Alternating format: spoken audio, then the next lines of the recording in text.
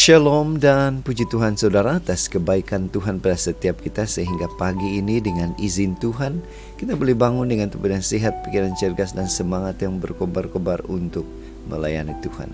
Untuk memulai renungan kita, mari kita berdoa. Bapa Syurgawi, terima kasih atas kebaikan-Mu karena bersama dengan kami pagi ini sementara kami mendengar mempelajari firman Tuhan. Dalam nama Yesus kami berdoa. Amin. Saudara dan saudari yang dikasihi dalam Kristus, tajuk renungan kita pagi ini ialah buktikan iman. Bagaimana kita membuktikan iman yang benar? Firman Tuhan di dalam buku Yakobus 2 ayat 14 mengatakan, "Apa gunanya, saudara-saudaraku, jika seorang mengatakan bahwa ia mempunyai iman, padahal ia tidak mempunyai perbuatan? Dapatkah iman itu menyelamatkan dia?"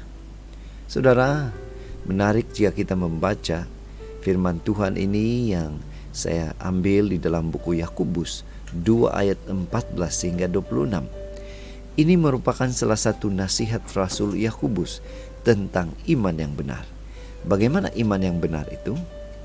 Yakobus menyatakan bahwa iman itu harus disertai perbuatan. Sebab jika tidak demikian, hal itu bukanlah iman. Iman seseorang boleh dilihat dari perbuatannya. Perbuatan yang melakukan kehendak Tuhan, antara lain mengasihi semua orang tanpa memandang muka.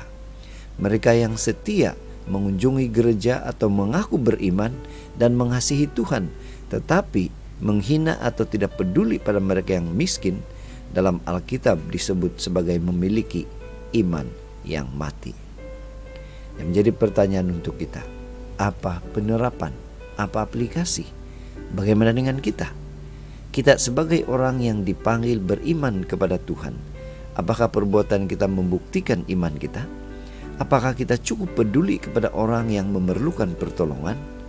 Kenyataannya, kadang kita hanya menolong mereka yang mendatangkan keuntungan untuk kita saja. Ketahuilah, itu bukanlah iman yang sejati. Iman yang sejati bukan hanya kelihatan dalam kesetiaan kita ke gereja, berdoa, beribadah, bersekutu atau membaca firman Tuhan, melainkan juga kelihatan dalam sikap mengambil berat, berbuat baik dan mengasihi orang lain. Itu sebabnya pada pagi ini marilah kita ingatkan diri kita bahwa iman itu bukan sekadar untuk keselamatan pribadi, melainkan dipraktikkan untuk menjadi berkat kepada sesama. Inilah doa dan pengharapan kita, saudara. Mari kita bersyukur, mari kita berterima kasih kepada Tuhan. Tuhan pasti memberikan kita kekuatan, kemampuan bila mana kita datang padanya. Dia akan menolong kita di dalam mempraktikkan iman yang benar di mata Tuhan. Mari saudara, kita tetap setia, tetap semangat, tetap positif, tetap sihat bersama dengan Tuhan sampai kedatangan Tuhan yang kedua kali. Tuhan memberkati kita.